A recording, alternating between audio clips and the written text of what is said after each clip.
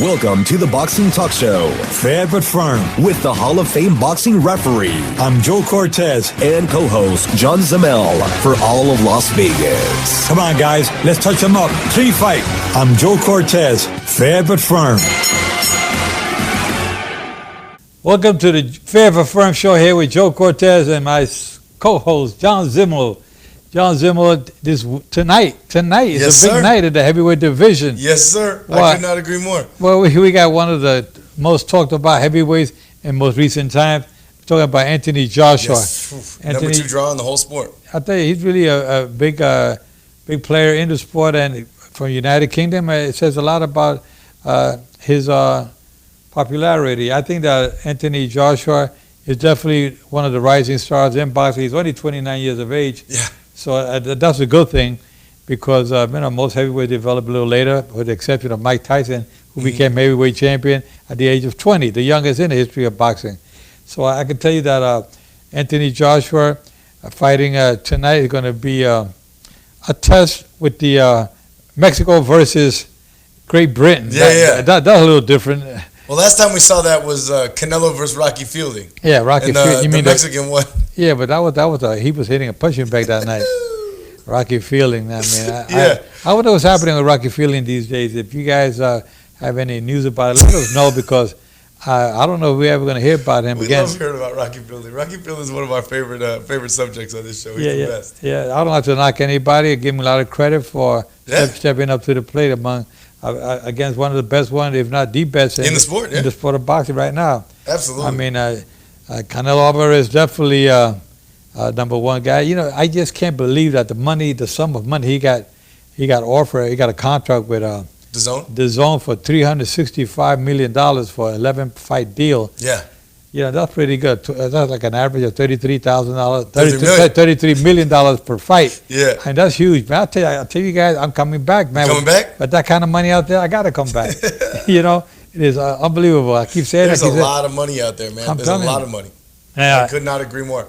And it's funny, but I'm excited, man. I'm excited to see this. I mean, just last week we had the privilege of talking about the upcoming heavyweight championship of the world.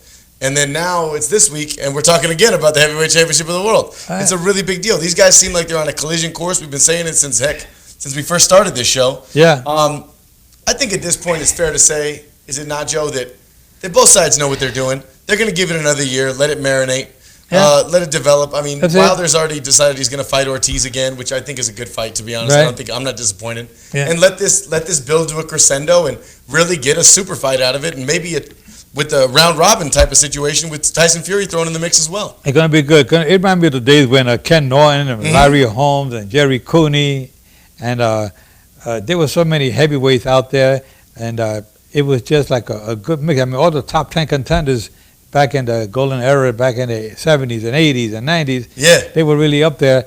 And it's starting to come back a little bit now with the British fighters and the Cuban Luis Ortiz making that rematch with Deontay Wilder. No date is set for that yet, but it's coming. But it's a done they've already deal. Agreed to terms, and we have a feeling that everything's all set in stone. The rumor is Staples Center, which is where he likes to fight on the West Coast for now.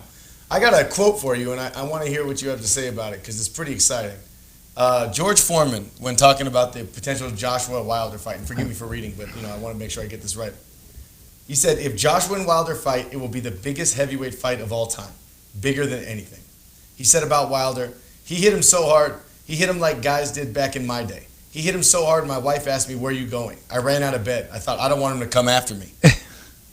And then he said, the guy is genuinely powerful, and he probably could have knocked out anyone in any time in the heavyweight division. Doesn't matter if it was George Foreman, Mike Tyson, Joe Frazier, anyone could have gotten it from him. Now, there's a few things to break down right there, but let's start with that first quote, where he says it could be the biggest heavyweight fight of all time. Now, I don't like using hyperbole, and I don't even really like ranking things like that. But can we see this fight build to potentially being in that conversation? It wouldn't be right now, but after another year or two? It has a possibility for a simple reason with social media that's around today that wasn't around with the time of Foreman and Ali, those fights, and Frazier. I mean, today that boxing is more popular in the sense that is more exposure. More exposure worldwide. So yes, it'll probably be the biggest in boxing history, but for that simple reason, it's all because of timing. Yeah. The timing, and it's because of social media. I mean, everybody's talking about Anthony Joshua and Deontay Wilder. If it wasn't for social media, nobody would know who Anthony Joshua is because of he's a European fighter, and most fighters always talked about here in the United States. But that was 20 years ago. But now the whole world knows who Deontay Wilder and Anthony Joshua is. So I can see it being one of the biggest fights in boxing history. So that takes care of that. Absolutely. And okay, so that brings up an interesting point because, like you said, the money's here in America. I mean, in a lot of ways, it really is. Even though the two biggest fighters in the world are Mexican and in the UK, their biggest fights are in America. This is Anthony Joshua's first fight in America tonight. What do you think he has to do to gain an American audience? Because that's what he's doing this for, right? I mean, he's coming here to fight an American fighter, to fight you know what I mean? That's why he was going to fight Jarrell Miller, and now he's fighting, a Mexican, but who's from America, in Andy Ruiz Jr. What does he have to do to get an American audience here? The word explosion. There it is. Okay, one word.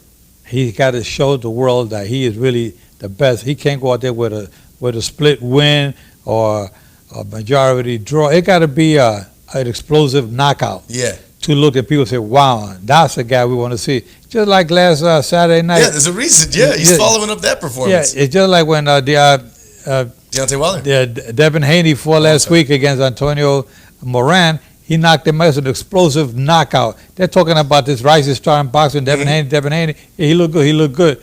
But like I told him before the fight, you got to really show tonight. It was his first main event. It was a very big deal. Well, it was. He'd done main events before. But there's a Showbox, yeah. But it was his first one on the Zone. His first main event on the Zone. So he really was explosive. Eddie Hearn was like licking his chops. He knew that this guy is the man for boxing in the near future. And that's what's going to happen with Joshua. He has to show that he is the man by knocking out Andy Ruiz. And Andy Ruiz is no pushover. He's not. He's got quick hands. I think, and Joshua's a little bit of a slow starter. We know that. And he has his chin is questionable too, because you remember knocked him out. Povetkin rocked him even, man. Yeah, and Klitschko knocked him down. Then he ended up stopping Klitschko. But I mean, this kid Andy Ruiz is a puncher, and I've seen him working out lately. I tell you, I wasn't too sure about him. He looked pretty decent. He's got some quick hands. In his last fight, he was supposed to be like a stepping stone for his opponent. He ended up winning. Dimitrenko, the big German. Yeah, exactly. And here he is now because of that win. They gave him a shot with Joshua. Joshua, people say, we could take Andy Ruiz, but he's not a pushover. So I think that Andy Ruiz can be in for a big surprise. Can you imagine Andy Ruiz upsetting Joshua? There goes everybody's money. All the dominoes go tumbling. Everything goes down. Everything goes down. I'll take it one step further. Andy Ruiz upsets Joshua. Then Ortiz upsets Wilder. Wow. Then you have Mexico versus Cuba for the heavyweight unified championship of the world. Hey, anything is possible. Anything is possible. This is boxing. I mean, talking about these guys that are just coming up there and that's what we love about boxing. And boxing is unpredictable. You never know what's going to come next. No, especially in the heavyweight division. All it takes is one shot, right? Yeah. One shot is all it takes. And talking about these upsets in boxing and whatnot, I'm going to talk briefly about Manny Pacquiao fighting Keith Thurman. There we go. I mean, you fans know that Keith Thurman and Manny Pacquiao are going to be the fight. We're going to talk about that as soon as we come back from this brief commercial. We're back here again on the Fair but Firm Talk Show with Joe Cortez and my co-host John Zimmer. We're just talking about Manny Pacquiao, Keith Thurman, coming up July 20th. That's going to be an exciting fight, the fight that the fans really want to see. We're talking about fighters getting up in age and whatnot. Now, Manny Pacquiao, 40 years of age, and he still looks like a 25-year-old in that ring. Oh, gosh. I know we talk every week about Manny Pacquiao, but, he deserves it because of his, he's definitely a legend in boxing and definitely a shoe-in for Hall of Famer. He definitely is one of the most promising and the most talked about fighters in most recent years because of his style and his wins and his ability to get to that level where he's at right now. He's loved worldwide. Years ago when he came out as a bantamweight, as a flyweight, people couldn't even pronounce his name. No. Pacquiao. They didn't know how to spell his name. To this day, some people still don't know how to spell his name. But I'll tell you, he is one name that's to be reckoned with for many years to come, especially the history of boxing because of who he is, you know? I couldn't agree more. I'll tell you something exciting and fun about that. It's kind of funny because if I think if either one of these guys wins, Thurman or Pacquiao, it would go down. It would definitely be the biggest win of Thurman's career.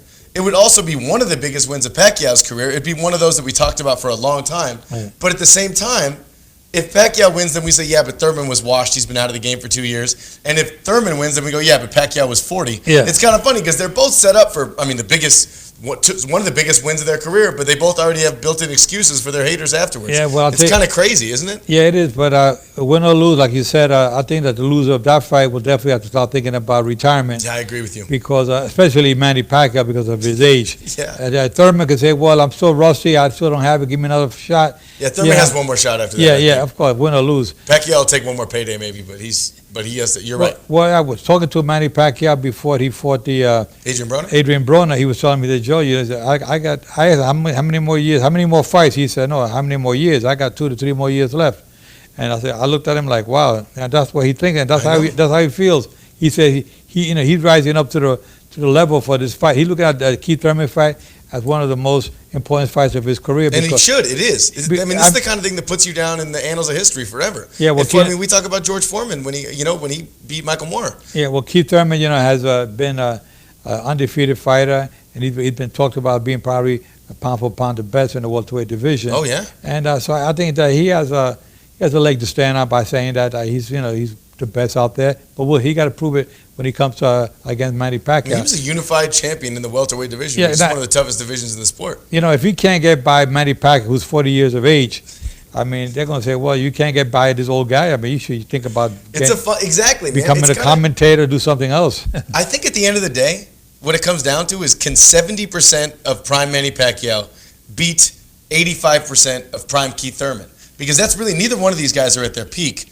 But which one of them, which one of them is going to bring it to the table the most? Well, I think it just makes it as exciting as you could possibly be. Yeah, I think Manny Pacquiao brings a lot more for the simple reason he got a bigger heart. He's been in there with much greater fighters than Keith Thurman has. Oh yeah, by a long shot. But that's mileage too. Yeah, that's mileage. But I think that he has more confidence. He looks at Keith Thurman. I was watching the press conference the other day, and he was just like smiling. And Keith Thurman, he's been through so many press conferences. Yeah, and these guys are talking away what they're going to do to Manny Pacquiao. And Manny Pacquiao, in his mind, he can see that. He says, I matured to the level where these guys are talking a lot of BS, and you know what? I'm going to knock these guys out.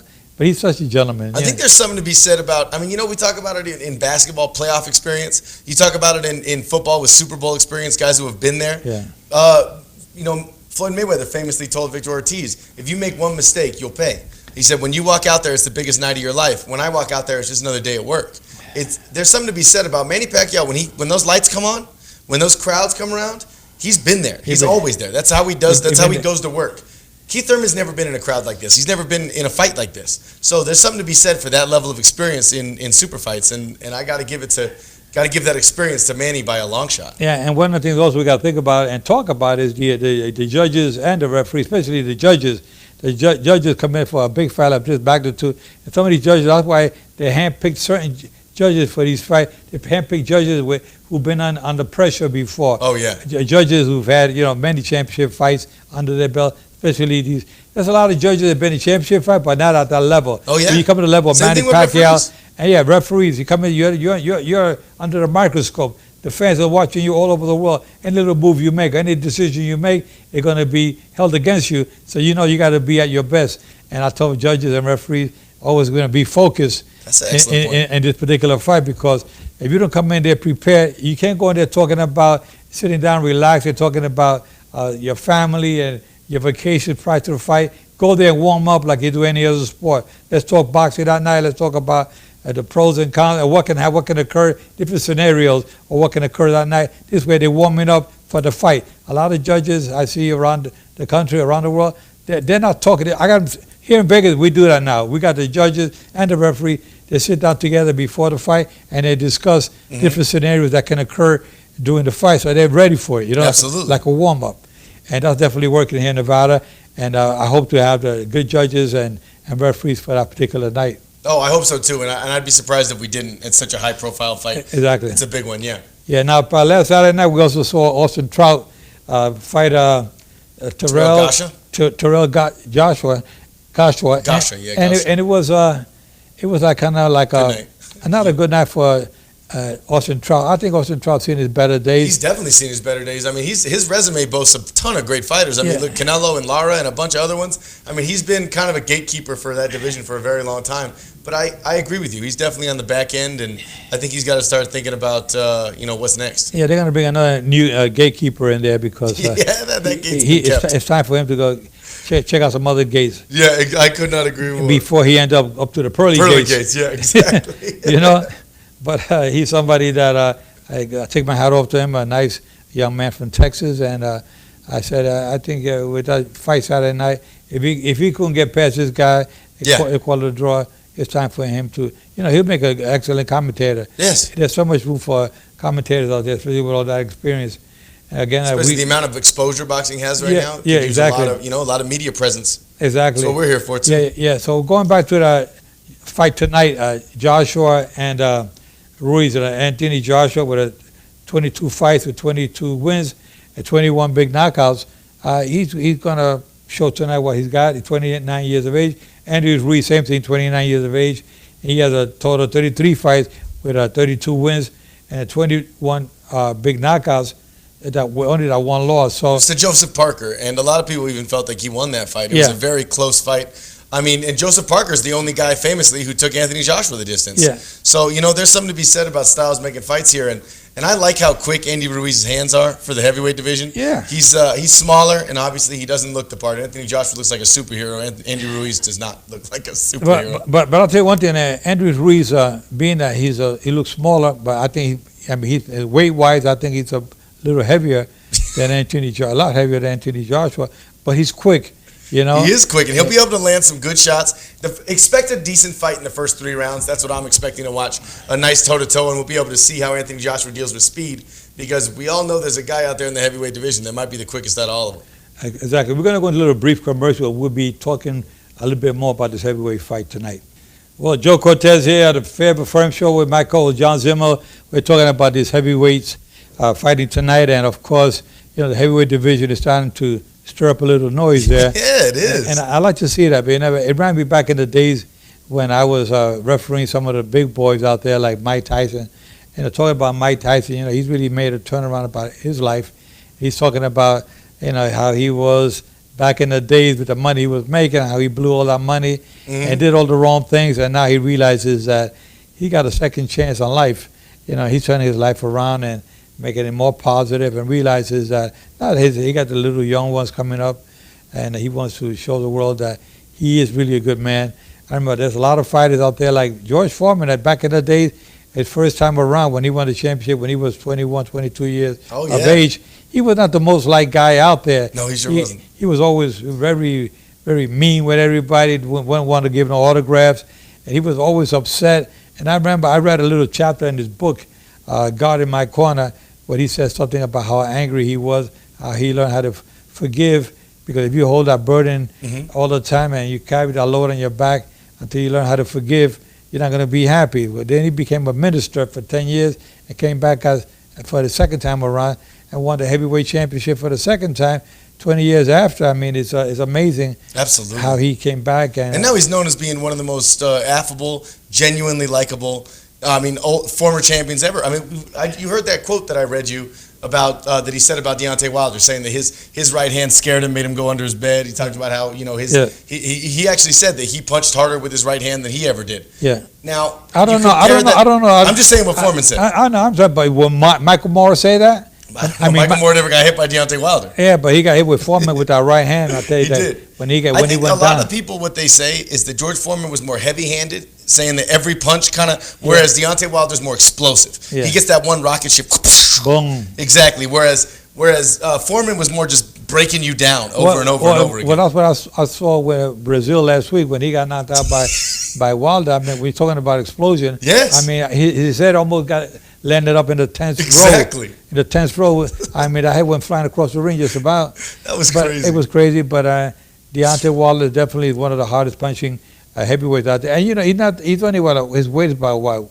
Oh, he was 225, and that was heavy for him. Yeah, 220, that was pretty heavy, yeah. That was heavy for him. That's not, he's normally, The rest of these guys are like 250, 260. It's crazy. Well, you know, Muhammad Ali was what? Exactly. He was small. He was 215, 212, 215. He was taller, though. Yeah, that was Same thing with Deontay. Yeah, and Tyson Fury. That's why Tyson Fury is so difficult as well, because of the height. 6'9" with that head movement. He got the height, the head movement. It's like trying to hit a guy from left field to right field. I mean, exactly. He's moving constantly. How the hell are you going to hit that target? Exactly. That's why it was so tough for Deontay. It was a tough fight. I want to see that rematch again, obviously. It'd be a great rematch. And that's why, like again, talking about rematch, that's why Luis Ortiz getting that rematch with Deontay Wilder, because he put up a hell of a fight. He put up a great fight. Even though he got stopped in the 10th round, but it was what he did to Deontay Wilder in the 7th round.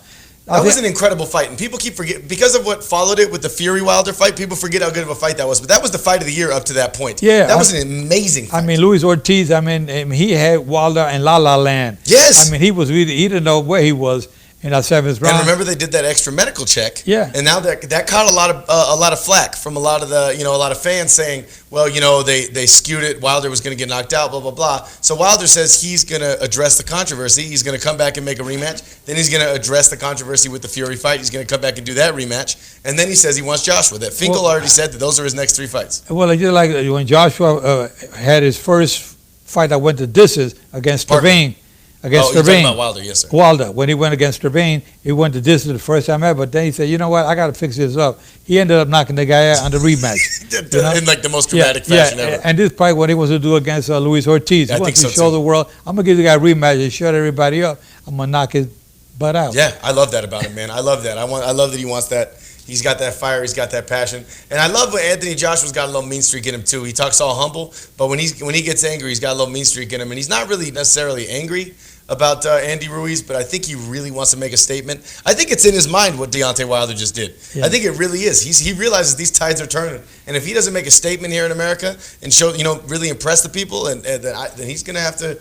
He's gonna be behind the 8 ball once again. Well, I'll tell you one thing. In boxing, it's a mind game as well. Yes, a lot of physical stuff, but being mentally prepared for these fights. Sometimes they want to get into your head. They want to try to screw with you, so it throws you off. And that's why a lot of fighters make a lot of mistakes. They go in there when they open up, they get angry. You may get angry, you can make mistakes. You're absolutely right. That's why there's that mind talk, that mind game. It's like a chess game. I say this, you say that, I say this, and at the end, let's see. If I can get you frustrated, I mean, Mayweather was the best at that. If I can get you frustrated, then I'm going to make you pay for making mistakes. Yeah, you're going to get me under your skin, and then I'm going to just kind of make those mistakes.